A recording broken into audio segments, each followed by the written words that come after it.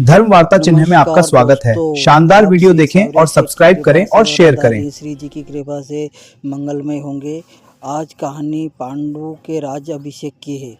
एक बार राजा धृतराष्ट्र जन्म से ही अंधे थे, अतः उनकी एक जगह पर पांडु को राजा बनाना गया। उसके धृतराष्ट्र को सदा अपनी नेत्रहीन पर क्रोध आता था और पांडु से द्वेष भावना होने लगती थी। पांडु ने संपूर्ण भारतवर्ष को जीतकर कुरु राज्य की सीमाओं का यवनों तक देश तक विस्तार कर दिया। एक बार राजा पांडु अपनी दोनों पत्नियां कुंती तथा माद्री के साथ अखेट के लिए वन में गए।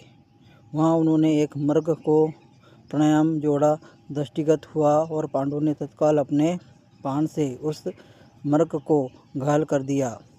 मरते हुए मृग रूपधारी निर्दोष ऋषि पांडु को श्राप दिया कि राजन, तुम्हारे सामने क्रूर पुरुष का इस संसार में कोई नहीं है।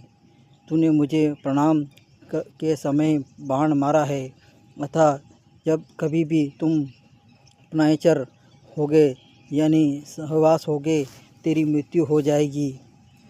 इस शाप को पांडु अत्यंत दुखी हुए और अपनी रानियों से बोले, हे देवियों, अब मैं अपनी समस्त वासनाओं को त्याग कर इस वन में ही रहूँगा। तुम लोग हस्तिनापुर लौट जाओ।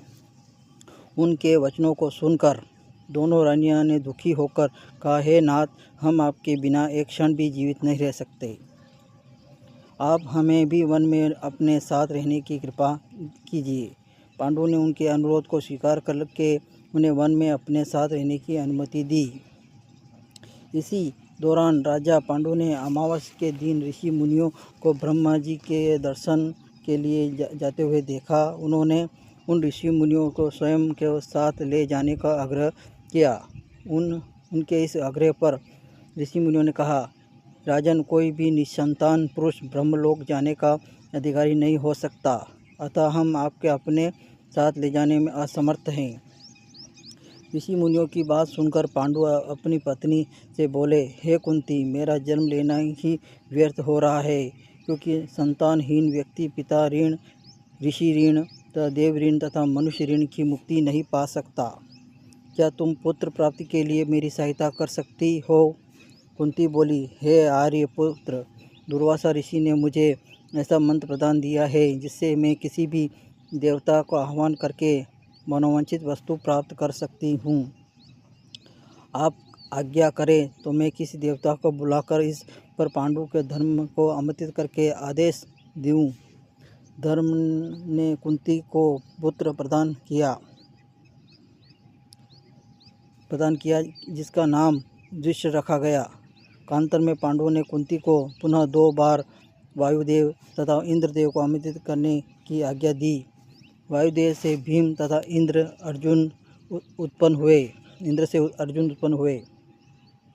तत्पश्चात पांडु की आज्ञा से कुंती ने मैत्री को उस मंत्र की दीक्षा दी। मंत्री ने अश्विनी कुमारों को आमंत्रित किया और नकुल तथा सहदेव का जन्म हुआ।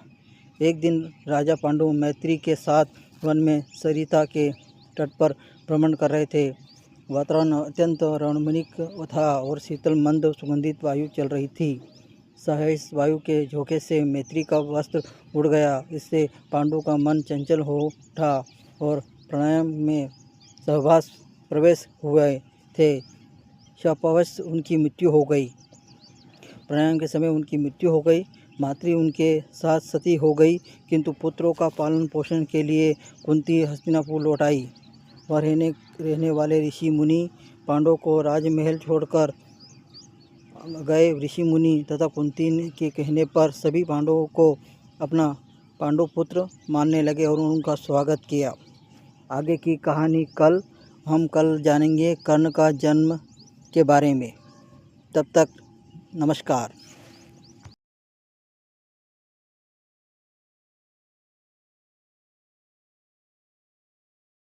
शानदार वीडियो देखने के लिए प्ले बटन दबाएं, अपने दोस्तों के साथ शेयर करें और चैनल को सब्सक्राइब करें।